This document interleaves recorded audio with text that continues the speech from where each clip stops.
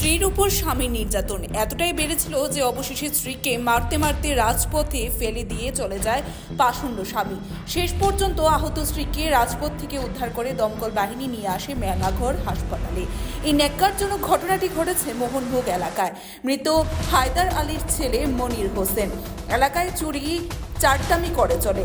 গত কয়েকদিন আগেও এই মনির হোসেনকে ছাগল চুরিতে ধরে এলাকার মানুষ গাছের সঙ্গে বেঁধে রাখে। শেষ পর্যন্ত মেলাঘর থানার পুলিশ ওই জায়গা থেকে তাকে উদ্ধার করে। তার স্ত্রীর পারভিন বিবির অভিযোগ, সবসময় সে চুরি করে আর তার উপর অমানসিক নির্যাতন করে এবং প্রায় প্রতিনিয়তই তার স্ত্রীর উপর আক্রমণ করে থাকে। কোনো একটি বিষয় নিয়ে মনির হোসেন তার স্ত্রী পারভিন বিবি কথা কাটাকাটি হয়।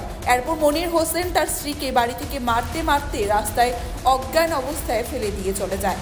সঙ্গে পারভিন বিবির 2 বছরের শিশুটি ছিল। মনির হোসেনের পরিবারের তার বড় ভাই, তার ভাইয়েরা, পরিবারের অন্য সদস্যরা অথবা এলাকার মানুষ আহত পারভিন বিবিকে হাসপাতালে আনার প্রয়োজন বোধ করেনি। শেষ পর্যন্ত মেলাঘর ফায়ার সার্ভিস গিয়ে রাজপথ থেকে অজ্ঞান অবস্থায় পারভিন বিবিকে উদ্ধার করে মেলাঘর হাসপাতালে নিয়ে আসে। বর্তমানে মেলাঘর হাসপাতালে চিকিৎসাধীন শ্রী পারভিন। ব্যুরো রিপোর্ট, ত্রিপুরা নিউজে। পারভিন বিবি। স্বামীর নাম আপনার? স্বামীর নাম মনির হোসেন। কে আক্রমণ করছে আপনারে? আমার স্বামী আমার মারছে, মাইরা রাস্তা ফালায় রাখছে।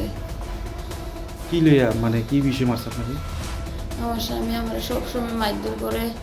হ্যাঁ, চুরি বাটপারি সিটারি সব কিছু হে করে। হ্যাঁ, আমার সবসময় আমার উপর অত্যাচার করে। আজকে 20 বছর আমার হ্যাঁ অত্যাচার করে। বাড়ির কোনো গার্জিয়ান কোনো হের সারা দেয় না, গ্রামে হলেও কোনো মানে কিছু করতে পারতেছে না। গার্জিয়ানও কোনো মানে গ্রামের উপরেও মানে কোনো দায়িত্ব দেয় না, তারা নিজেও কোনো মানে ইয়া করে না। কি দিয়ে মারছে? কি দিয়ে মারছে আপনাকে? আজকে আমারে লাঠি দিয়ে মারছে, দাও দিয়ে মারছে, এরপরে ইট দিয়ে দিছে আমার মাথা, আমার হাতে, মানে পুরো শরীরে আমারে দিয়েছে।